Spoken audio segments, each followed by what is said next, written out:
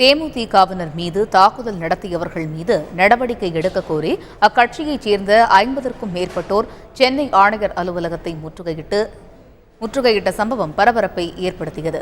மழைநீர் கழிவுநீரை அகற்ற கோரி ஆலந்தூர் மண்டல அலுவலகத்திற்கு புகார் அளிக்க சென்ற தேமுதிக நிர்வாகிகளை தாக்கியவர்கள் மீது நடவடிக்கை எடுக்க வேண்டும் என்று வலியுறுத்தியும் தேமுதிகவினர் மீது போடப்பட்டுள்ள பொய் வழக்குகளை திரும்பப் பெற வலியுறுத்தியும் இந்த முற்றுகை போராட்டம் நடைபெற்றது. விருகம்பாக்கம் சட்டமன்ற உறுப்பினர் பார்த்தசாரதி தலைமையில் 50க்கும் மேற்பட்ட தேமுதிகவினர் போராட்டத்தில் ஈடுபட்டனர். பின்னர் அவர்கள் சென்னை மாநகர ஆணையர் ராஜேந்திரனை சந்தித்து புகார் மனுவை வழங்கினர்.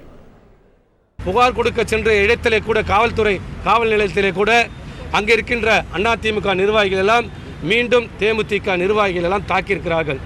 அவர்கள் அந்த வாங்க மறுத்த புகாரை இன்றைக்கு சென்னை மாநகர கமிஷனரிடம் இன்றைக்கு மனுவை கொடுத்திருக்கின்றோம்.